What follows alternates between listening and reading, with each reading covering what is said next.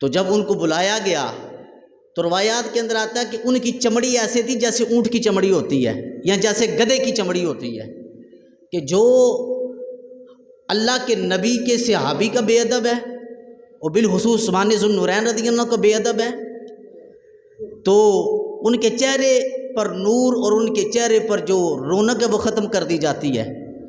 حضرت عثمان ذو النورین رضی اللہ تعالیٰ نے ارشاد فرمایا اشہدکم باللہ والاسلام، فرمایا میں تمہیں اللہ اور اسلام کی قسم دیتا ہوں، مجھے یہ بتاؤ کہ جب ان رسول اللہ صلی اللہ علیہ وسلم قادم المدینہ تھا، کیا تمہیں پتہ نہیں جب حضور مدینہ کے اندر تشریف لائے تھے تو مدینہ کے اندر بیر روما کے علاوہ کوئی میٹھا پانی نہیں تھا، یعنی کہ روما کے کنویں کے علاوہ کوئی میٹھا پانی نہیں تھا۔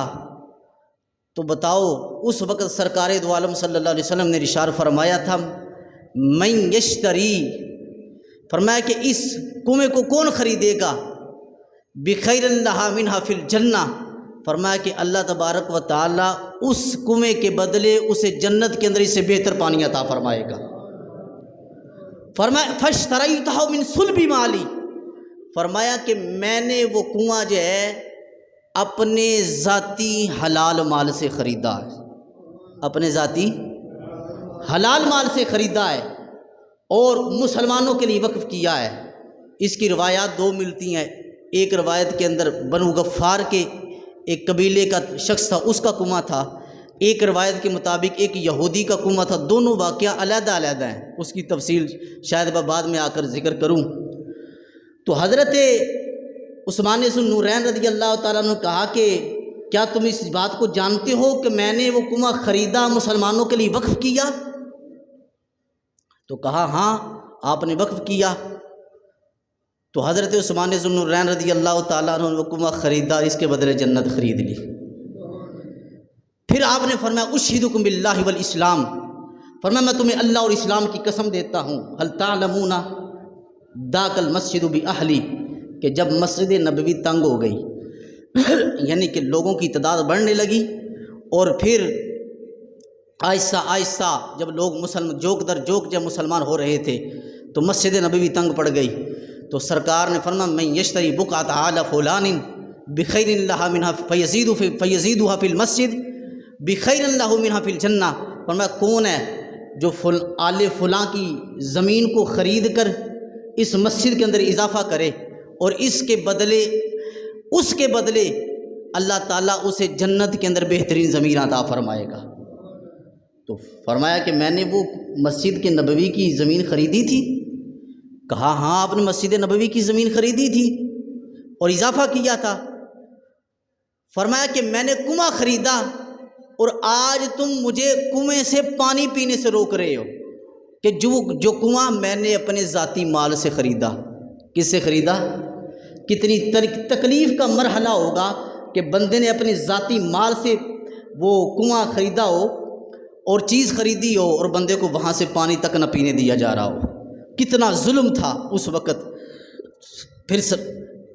پھر مسجد نبوی کی زمین کا کچھ حصہ، پہلا حصہ ایک ٹکڑا تو جو ابتدائی ٹکڑا تھا یعنی کہ مختص چھوٹی سی زمین تھی، وہ تو سیدنا ابوبکر صدیق رضی اللہ تعالیٰ نے اپنے مال سے خریدی تھی۔ کس کے مال سے خریدی تھی؟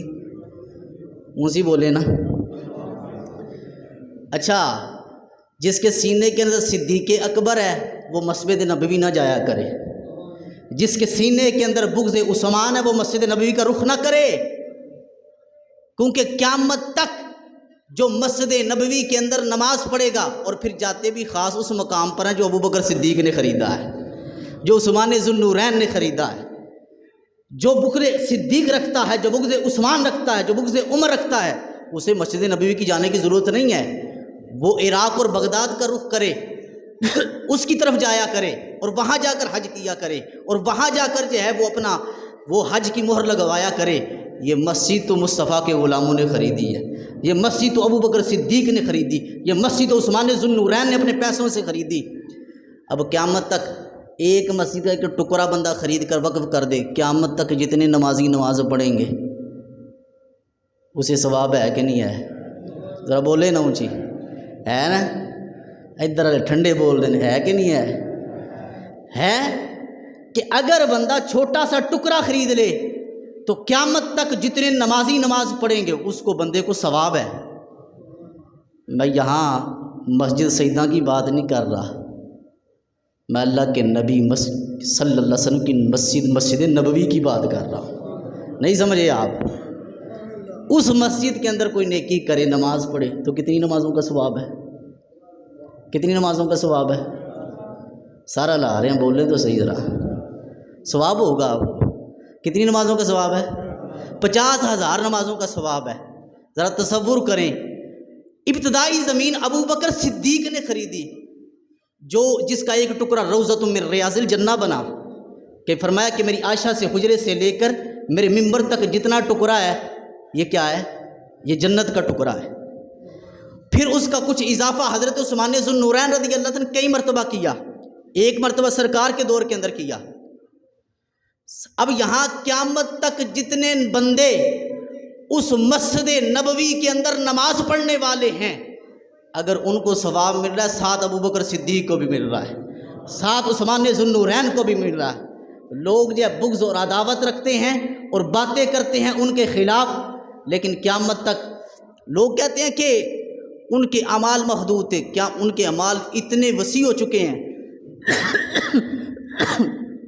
کہ آج بھی جو مسجد نبوی کی برکت حاصل کرتا ہے ابو بکر صدیق کے وسیلے سے حاصل کر رہا ہے۔ سبحان اللہ، تھوڑی آئی ہے، جو برکت حاصل کر رہا ہے عثمان ذو النورین کے وسیلے سے حاصل کرتا ہے۔ قیامت تک جو مسلمان جو ہے وہاں کی برکت حاصل کرے گا ابو بکر صدیق کے وسیلے سے، عثمان ذو النورین کے وسیلے سے، اور عمر بن خطاب کے وسیلے سے، کیونکہ مسجد نبوی کی حفاظت آپ نے بھی فرمائی ہے۔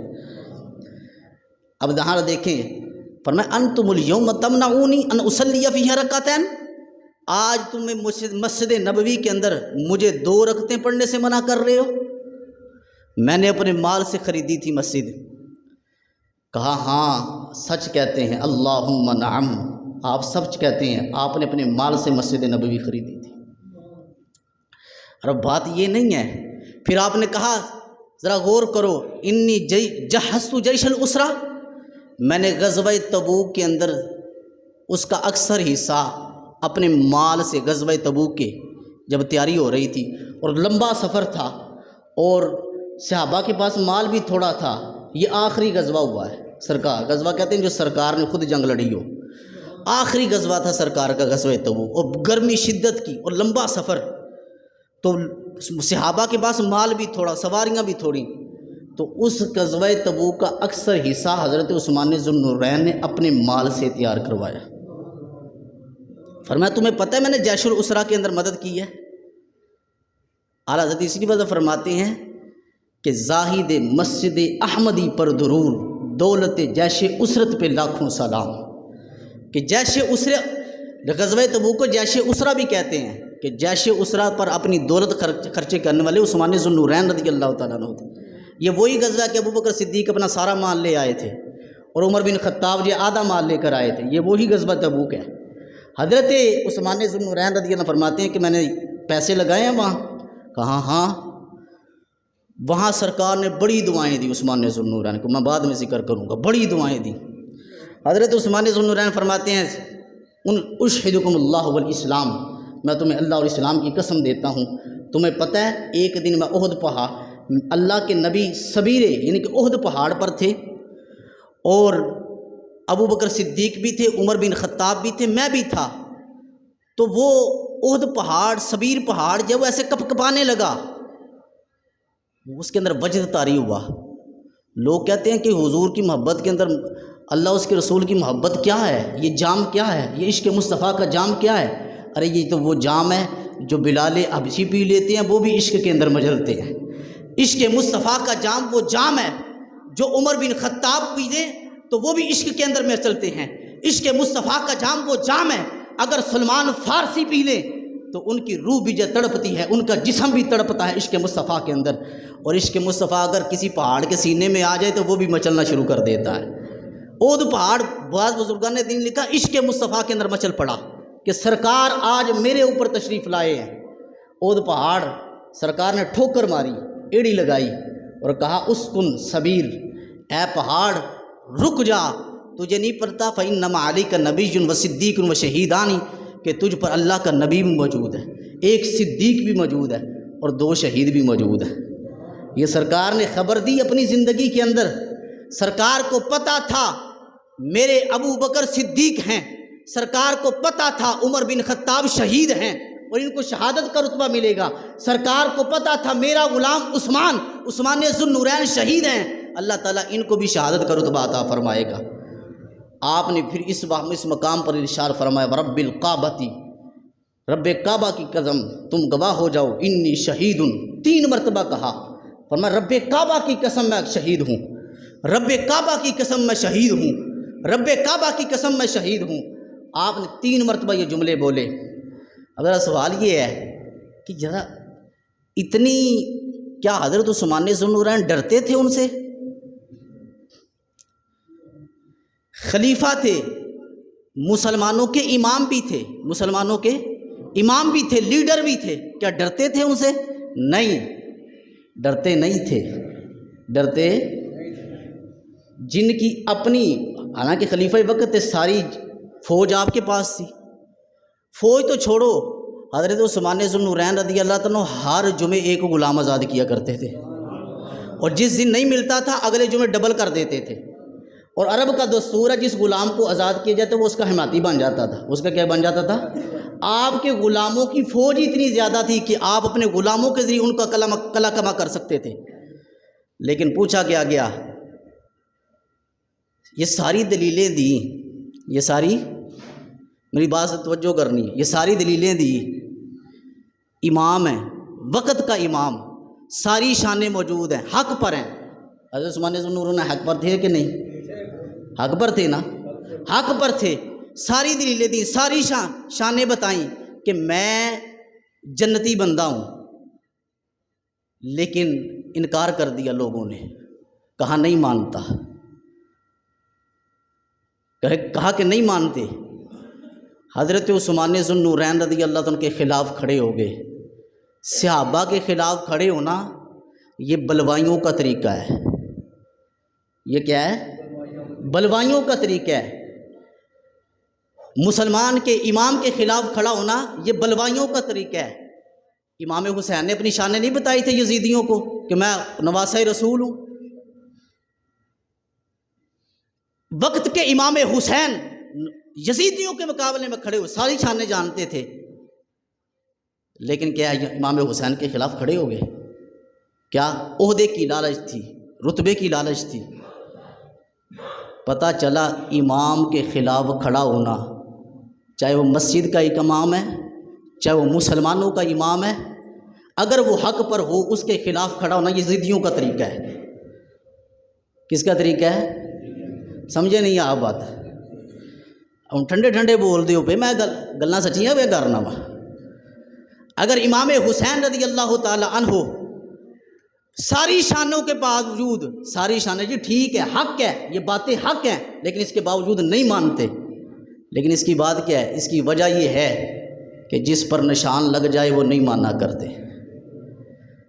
آپ نے کہا کہ ساری طاقتیں موجود ہیں، کہا حضرت امیر معاویہ رضی اللہ نے کہا کہ میں فوج بھیج دیتا ہوں، کہا نہیں، میں نہیں چاہتا کہ رسول اللہ صلی اللہ علیہ وسلم کے شہر مبارک مسلمانوں کے خون سے آلود ہو جائے، حضور کی شہر کی حرمت کو پامال نہیں کرنا چاہتا۔ یہ سبب کیا ہے؟ اور حضرت یہی آئمہ اور یہی طریقہ کار ہے پوری امت کے آئمہ کا کہ وہ صرف دین کو شر سے بچانے کے لیے، کیا یہ نہیں کہ ان کے پاس پاور نہیں ہوتی، یہ نہیں ان کے پاس زبان نہیں ہوتی، یہ نہیں ان کے پاس قوت نہیں ہوتی، سب کچھ ہوتا ہے، وہ دین کو شر سے بچانے کے لیے رستہ بدل لیتے ہیں، لیکن بدبخت دین کا بھی لحاظ نہیں کرتے۔ بدبخت بندے وہ ہوتے ہیں جو دین کا بھی لحاظ نہیں کرتے کہ یہاں دین کے اندر شر پھیل رہا ہے۔ پوری امت کے اندر تاریخ اٹھا کر دیکھ لیں کہ جتنے بھی آئمہ ہوئے ہیں انہوں نے دین کے اندر شر پھیلنے کی خاطر رستہ بدلا، وگرنہ اللہ تعالیٰ نے ان کو ساری قوتیں دی، ساری طاقتیں دی، سارے اختیارات دیے، لیکن اس کے باوجود ہی دین کو انہوں نے نقصان نہیں پہنچایا۔ امام حسین حضرت عثمان ذو النورین رضی اللہ تعالیٰ عنہ، حضرت عبداللہ بن عباس رضی اللہ عنہ ارشاد فرماتے ہیں، حضرت عائشہ صدیقہ رضی اللہ عنہ ارشاد فرماتی ہیں کہ ایک دن رسول اللہ صلی اللہ علیہ وسلم کی ذات گرامی آل محمد صلی اللہ علیہ وسلم، سارے بولیں صلی اللہ علیہ وسلم، حضور کا جب نام نامی آئے تو درود پڑھنا چاہیے، بخیل ہے بندہ جو درود نہ پڑھے۔ آل محمد صلی اللہ علیہ وسلم 4 دن تھے، کچھ کھایا پیا نہیں تھا، کچھ نہیں کھایا پیا تھا۔ آج لوگ ایک دن کے لیے نہ ملے تو گلے شکوے رب پر کرتے ہیں۔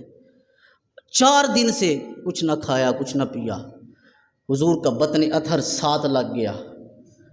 حضرت عثمان ذو النورین رضی اللہ سرکار تشریف لائے، فرمایا میرے بعد کچھ آیا ہے؟ حضرت عائشہ صدیقہ رضی اللہ تعالیٰ نے عرض کی، یا رسول اللہ رب نے بھیجا ہی نہیں، آیا آتا کیسے؟ ان کا ایمان تھا کہ بھیجنے والا رب ہے، بھیجنے والا۔ یہ لوگوں کو اپنی آج سیاستدان بڑے بڑے اقتدار کے پر بیٹھنے والے وہ سمجھتے ہیں کہ شاید ہماری طاقت، وہ تیری طاقت نہیں، رب نے ایک مرتبہ مروڑ کے رکھ دیا، تو اٹھ نہیں سکے گا، تو اٹھ نہیں سکے گا۔ کہا کہ رب نے بھیجا ہی نہیں ہے، کیسے آتا؟ حضور وضو فرمایا، کبھی ادھر نماز پڑھ رہے ہیں کبھی ادھر نماز پڑھ رہے ہیں، حضور نماز پڑھتے جا رہے ہیں دعا مانگتے جا رہے ہیں۔ اچانک حضرت عثمان ذو النورین رضی اللہ تعالیٰ تشریف لائے، اجازت لی اماں حضور سے، کہا کیا بات ہے؟ کہا کہ 4 دن سے حضور کی آل نے اور حضور نے کچھ نہیں کھایا۔ حضرت عثمان ذو النورین رضی اللہ تعالیٰ رونے لگ پڑے، آنکھوں سے آنسو جاری ہو گئے۔ جو لوگ بدبخت کہتے ہیں کہ آل رسول کا لحاظ نہیں رکھتا، عثمان ذو النورین خلفائے ثلاثہ نے لحاظ نہیں رکھا، بات سنی آنکھوں سے آنسو جاری ہو گئے، رونے لگ پڑے، بل بڑا اٹھے۔ کہا کہ آپ مجھے بتا دیتے، عبد الرحمن بن عوف کو بتا دیتے، ثابت بن قیس کو بتا دیتے، کسی اور کو بتا دیتے، حضور کے کسی غلام کو بتا دیتے، مجھے خبر کر دیتے۔ کہا کیسے بتاتے؟ حضرت عثمان ذو النورین چلے گئے، واپس چلے گئے۔ تھوڑی دیر بعد کیا ہوتا ہے؟ گندم کی بوریاں آ رہی ہیں، آٹے کی بوریاں آ رہی ہیں، کھجور کی بوریاں آ رہی ہیں، اور ایک تھیلی جس کے اندر 300 درم تھے وہ بھیجے ساتھ، اور پھر کہا کہ یہ رکھیں اپنے پاس۔ پھر اس کے بعد اپنے گھر سے روٹی پکوائی، روٹی پکوا کر، کیا محبت ہے صحابہ کی اہل بیت سے، ہم نوالا ہم پیالہ آلو اصحاب نبی۔ یہ تو کٹھے شیر و شکر سے آپس میں بیٹھنے والے تھے، محبت میں بیٹھنے والے تھے، لوگوں نے تو دشمنیاں ظاہر کی۔ حضرت عثمان ذو النورین رضی اللہ اپنے گھر سے روٹی پکوائی، بنا ہوا گوشت بھیجا، کہا حضور کے آنے سے پہلے یہ کھانے تیار کر لیں آپ۔ حضور تشریف لائے، حضور نے پوچھا کہاں سے آیا؟ کہا کچھ آیا کچھ؟ فرمایا ہاں آیا۔ عرض کی حضور آیا؟ کہا کیا آیا؟ کہا کہ گندم کی بوریاں بھی آئی ہیں، آٹے کی بوریاں بھی آئی ہیں، کھجوروں کی بوریاں بھی آئی ہیں، اور 300 درم ایک تھیلی کے اندر بھیجے ہیں۔ کہا کس نے بھیجے ہیں؟ کہا عثمان ذو النورین نے، آپ کے غلام عثمان ذو النورین نے، آپ کے غلام عثمان ذو النورین رضی اللہ تعالیٰ عنہ نے بھیجے ہیں۔ کہا حضور بھوک تھی، 4 دن سے نہ کھایا ہو، اب جو خدمت کرتا ہے نا خلوص کے ساتھ، کیا کرتا ہے؟ خدمت کرتا ہے خلوص کے ساتھ، دین کی اور دین والے کی۔ کیونکہ حضور نے جب سے دین کی تبلیغ شروع کی تھی، آپ نے تجارت چھوڑ دی تھی، کیا کر دی تھی؟ دن رات تبلیغ دین کے اندر رہتے تھے، تو جب تبلیغ دین کے رہتے تو اسی طرح نظام چلتا تھا۔ تو حضرت ابوبکر صدیق، حضرت عثمان ذو النورین رضی اللہ تعالیٰ نے جب خدمت کی خلوص سے، پیٹ خالی ہے 4 دن سے، مصطفیٰ علیہ الصلوۃ والسلام کا اور آل رسول دسترخوان پر نہیں بیٹھے، چلے گئے مسجد کے اندر، کہا اللہم عثمان رضیت عنہ فرد عنہ، اے اللہ میں عثمان سے راضی ہوں تو اس سے راضی ہو جا، اے اللہ میں عثمان سے راضی ہوں تو اس سے راضی ہو جا۔ حضرت عبداللہ بن عباس رضی اللہ تعالیٰ اشارہ فرماتے ہیں میں نے خواب کے اندر دیکھا حضور جلدی کے اندر تھے، تشریف لائے، جلدی کے اندر جا رہے تھے۔ میں نے کہا پوچھا حضور ایک گھوڑے پر سوار تھے، ترکی گھوڑے پر سوار تھے، اور ساتھ کے اور نور کا حلہ پہنا ہوا تھا، کیا؟ نور کا جوڑا۔ ارے جن کے جوڑے نور والے ہوں وہ ذات کیسی نور والی ہے، تیری نسل پاک میں ہے بچہ بچہ نور کا، تو ہے عین نور اور سارے بولو نا، تو ہے عین نور تیرا سب گرانا نور کا۔ فرمایا حضور نے نور کا حلہ پہنا ہوا تھا، نور کا جوڑا پہنا ہوا تھا، آپ کے پاس ایک چھڑی تھی جو نور کی تھی، جن کی چھڑی نور کی، اس کی ڈوریاں جو لٹک رہی تھی وہ بھی نور کی تھی۔ ارے حضور کے ساتھ جس کو نسبت ہو جاتی ہے وہ نور والا بن جاتا ہے۔ فرمایا کہ حضور کا جوڑا نور کا تھا، وہ چھڑی پکڑی ہوئی تھی وہ نور کی تھی، جو ڈوریاں لٹک رہی تھی چھڑی کے وہ نور کی تھی۔ میں نے کہا حضور کتنی جلدی ہے، کہاں تشریف لے جا رہے ہیں؟ فرمایا کہ عثمان ذو النورین رضی اللہ تعالیٰ عنہ خواب کہ اللہ تعالیٰ کی بارگاہ میں یہ صدقہ کیا، اللہ تبارک و تعالیٰ نے ان کے صدقے کو قبول فرمایا ہے۔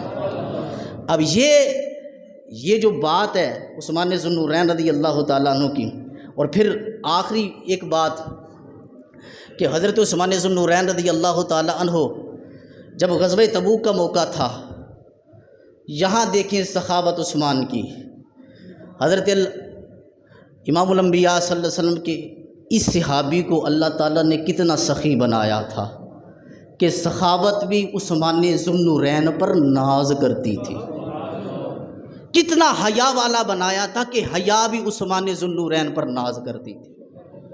حضرت عثمان ذو النورین رضی غزوہ تبوک کا موقع تھا، ابو بکر صدیق رضی اللہ تعالیٰ نے اپنا مال سارا لے آئے گھر سے اٹھا کر، حضرت عمر بن خطاب آدھا مال گھر چھوڑائے آدھا لے آئے، ابھی کمی پوری نہیں ہوئی، سینکڑوں ہزاروں کی تعداد کے اندر تیاری کرنی تھی۔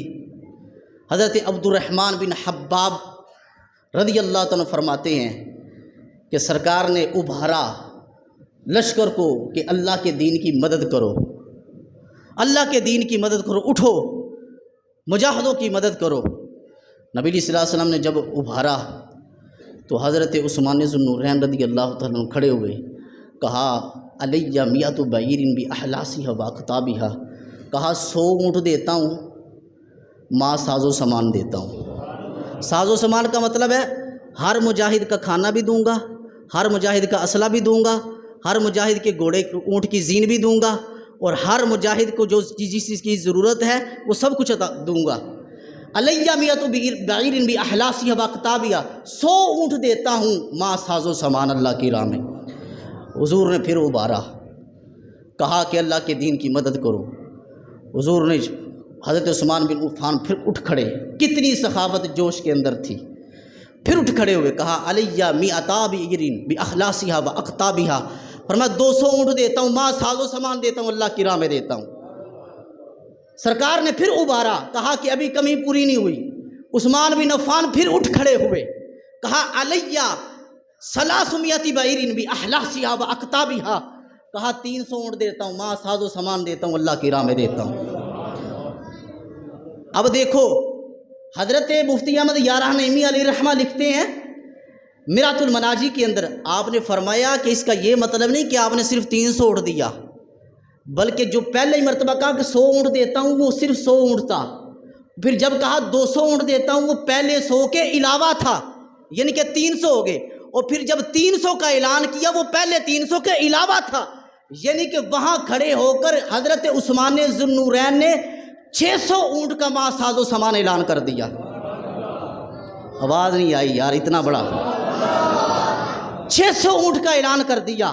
اب سرکار دو عالم صلی اللہ علیہ وسلم اور علامہ محب طبری علیہ رحمہ فرماتے ہیں کہ یہاں تو 600 کی بات ہے نا، پہلے تھا کہ آپ نے 600 اونٹ بھیجے اور پھر 1000 درم دیے، 1000 دینار دیے یا درم دیے، تو جب پتہ چلا سرکار دو عالم پھر پیغام بھیجا کہ ابھی کمی پوری نہیں ہوئی، تو آپ نے پھر جو ہے 950 اونٹ پورے کیے، 50 گھوڑے پورے کیے، اور پھر ابھی پتہ چلا ابھی کمی باقی ہے، تو آپ نے پھر 1000 اونٹ دیے، اور 1000 اونٹ پورے کیے، اور 70 گھوڑے پورے کیے، ماں ساز و سامان دیے، اور 10,000 دینار اور سرکار کی بارگاہ میں پیش کیے۔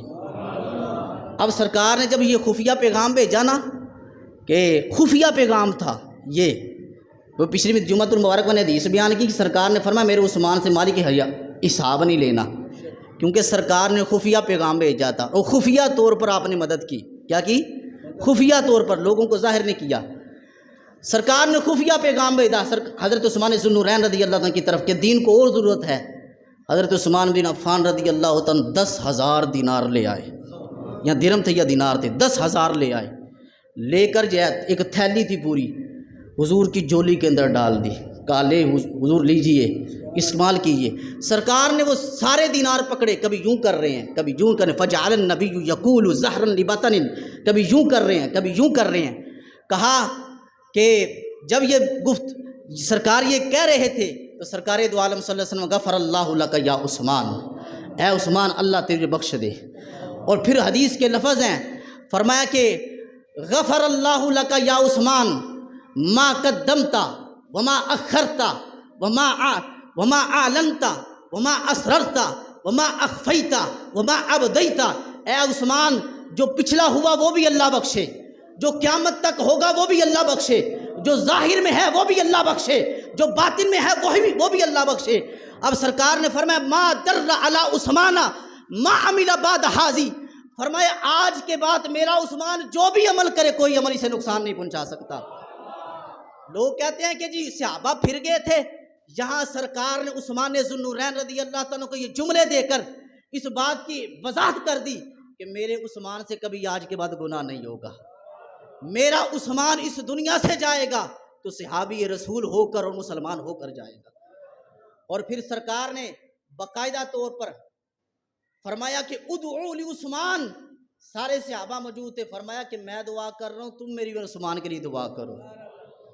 سارے صحابہ اکٹھے ہو کر حضرت عثمان ذو النورین رضی اللہ عنہ کے لیے دعا کر رہے تھے، اور نبی علیہ الصلوۃ والسلام ساتھ مل کر دعا کر رہے تھے، کہہ رہے تھے اللہم رضیت عن عثمان فردی عنہ، اے اللہ میں عثمان سے راضی ہوں تو اس سے راضی ہو جا، اے اللہ میں عثمان سے راضی ہوں تو عثمان سے راضی ہو جا، اے اللہ میں عثمان سے راضی ہوں تو عثمان سے راضی ہو جا۔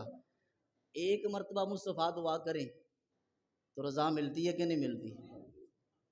آج کا بدبخت بندہ کہتا ہے جی پتہ کرنا پڑے گا کون صحابی ہے کہ نہیں صحابی ہیں، وہ اتھارٹی لانی پڑے گی صحابی ہے کہ نہیں صحابی۔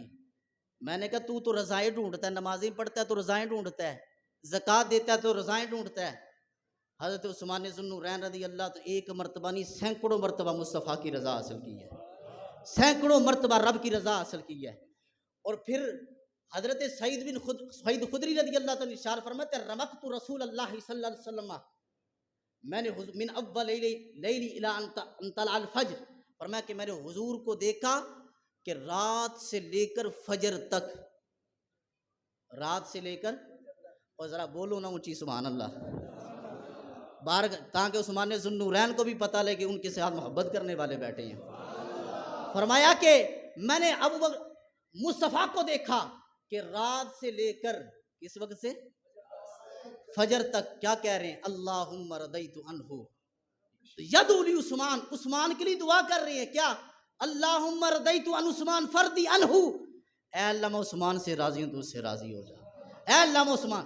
یار دعا مصطفیٰ کی ایک مرتبہ ہی کافی ہے، وہ ہے کافی کہ نہیں کافی؟ دعا مصطفیٰ کی ایک مرتبہ ہی کافی ہے، لیکن یہاں فجر سے رات سے لے کر فجر تک مصطفیٰ حضرت عثمان ذو النورین رضی اللہ کی دعا کر رہے ہیں۔ کیسی شان ہے حضرت عثمان ذو النورین رضی اللہ، اور کیسی سخاوت ہے، نائب قدرت کے نور عین عثمان غنی، جامع القرآن ذو النورین عثمان غنی، تیرا تقوی آسمان صبر کو چھوتا ہوا، تیری فیاضی بہت بے چین عثمان غنی، قربت پیغمبر عالی تھی سرمایہ تیرا، قربت پیغمبر عالی تھی سرمایہ تیرا، تیرے نالین میرے سر کا تاج ہے عثمان غنی۔ کون کون حضرت عثمان غنی نالین کو سر کا تاج مانتا ہے؟ تیرے نالین، سارے بولیں تیرے نالین میرے سر کا تاج ہے عثمان غنی۔ حضرت عثمان ذو النورین رضی اللہ تعالیٰ، اللہ تعالیٰ نے بڑی سخاوت کا وصف عطا فرمایا اور بڑی شان عطا فرمائی۔ لوگ تو باتیں کرتے ہیں لیکن حضرت عثمان غنی، لوگ کہتے ہیں اللہ کے ولی کے پاس کچھ نہیں ہوتا۔ ایک دن حضرت عثمان ذو النورین رضی اللہ کے پاس ایک بندہ آیا، بد نظری بد نگاہی کر کے آیا۔ کیا کر کے آیا؟ لوگ کہتے ہیں اللہ کے ولی کے پاس کیا ہے، اللہ کے نبی کے پاس غیب نہیں ہے، بد نگاہی کر کے آیا۔ حضور نے فرمایا آنکھوں کا زنا دیکھنا ہے۔ آنکھوں کا زنا کیا ہے؟ کانوں کا زنا سننا ہے، زبان کا زنا بولنا ہے، ہاتھوں کا زنا پکڑنا ہے، قدموں کا زنا چلنا ہے۔ کہا کہ بد نگاہی کر کے آیا۔ حضرت عثمان ذوالنورین رضی اللہ عنہ نے فرمایا کیا لوگ ہماری بارگاہ میں زنا کر کے آ جاتے ہیں. وہ بندہ پریشان ہو گیا، کہنا اب وحی بعد رسول اللہ، کیا حضور کے بعد بھی وحی نازل ہوتی ہے؟ میں کہتا پوچھو اس جہلمی کے بدبخت کو جو کہتا ہے کہ اللہ کے نبی کے پاس کچھ نہیں ہے. یہاں بات ابو بکر صدیق کی نہیں کر رہا، میں بات کسی نبی کی نہیں کر رہا، ابو بکر صدیق کی نہیں کر رہا، عمر بن خطاب کی نہیں کر رہا، خلیفہ سوم، جامع القرآن، پیکر و شرم و حیا، منبع جود و عطا، حضرت عثمان ذوالنورین رضی اللہ کی بات کر رہا ہوں. کہا کہ کیا لوگ ہماری بارگاہ کے اندر زنا کر کے آ جاتے ہیں. وہ بندہ پریشان ہو گیا، کیا وحی بعد رسول اللہ، کیا حضور کے بعد بھی وحی نازل ہوتی ہے؟ تو حضرت عثمان ذوالنورین رضی اللہ نے فرمایا کہ حضور کے بعد وحی نازل نہیں ہوگی. کیوں نہیں؟ کیونکہ وہ اور ہیں کہ جن کا عقیدہ ہے کہ حضور کے بعد نبی آ سکتا ہے. حضور کے بعد وحی نہیں آ سکتی کیونکہ اللہ تعالیٰ نے میرے نبی کو آخری نبی بنا کر بھیجا ہے، میرے نبی کو تاجدار ختم نبوت بنا کر بھیجا ہے، آخری.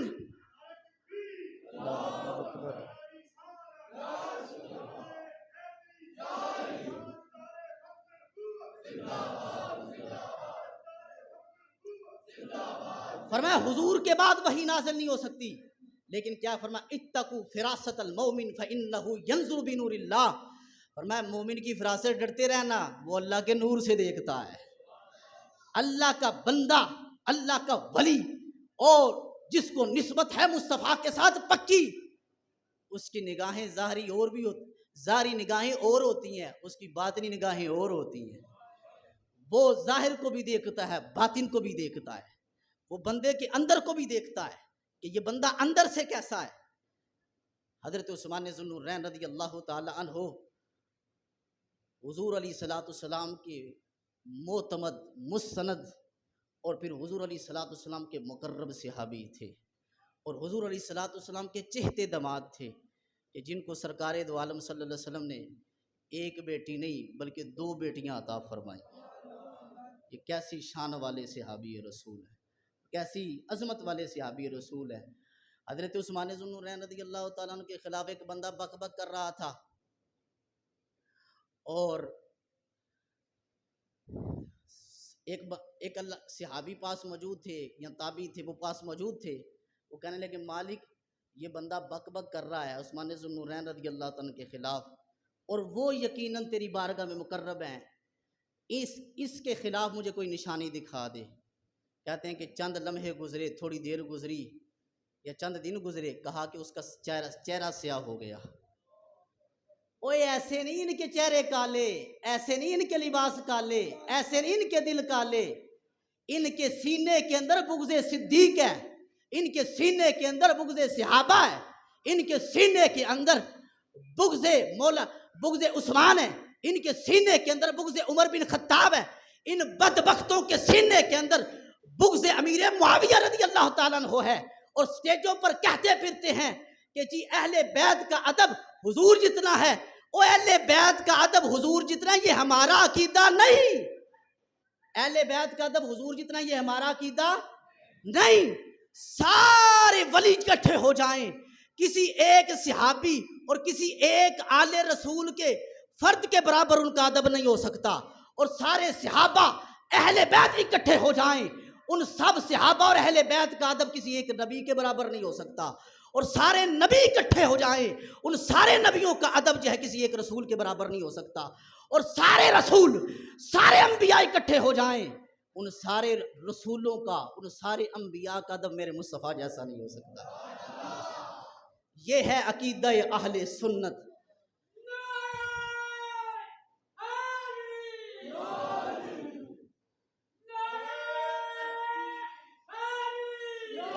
میں اب نعرہ لگاتا ہوں، نعرہ تکبیر، نعرہ تکبیر، نعرہ رسالت، نعرہ تحقیق، نعرہ تحقیق، نعرہ تحقیق. گلی گلی نگر نگر، گلی گلی نگر نگر، گلی گلی نگر نگر. سارے بولو، ہاتھ اٹھاؤ. گلی گلی نگر نگر. ابھی بھی لگتا ہے ابو بکر صدیق سے پیار نہیں ہے، ہاتھ اٹھا کے بولو. گلی گلی نگر نگر. گلی گلی نگر نگر ابو نگر نگر گلی گلی نگر نگر گلی گلی. ارے ہم حضور کی ساری نسبتوں کا حیا کرنے والے ہیں. ہمیں آل بیت کا جھانسا دے کر بغض صحابہ نہ سکھاؤ. ہمیں اہل بیت محبت امام حسین کے پس پردہ بغض امیر معاویہ نہ سکھاؤ. ہم جانتے ہیں ہم تو حضور کے قدموں سے لگنے والے نالین کا بھی ادب کرتے ہیں. سر پہ رکھنے کو مل جائے جو نالے پاکے حضور تو پھر کہیں گے تاجدار ہم بھی ہیں. وما علیہ الا البلاغ.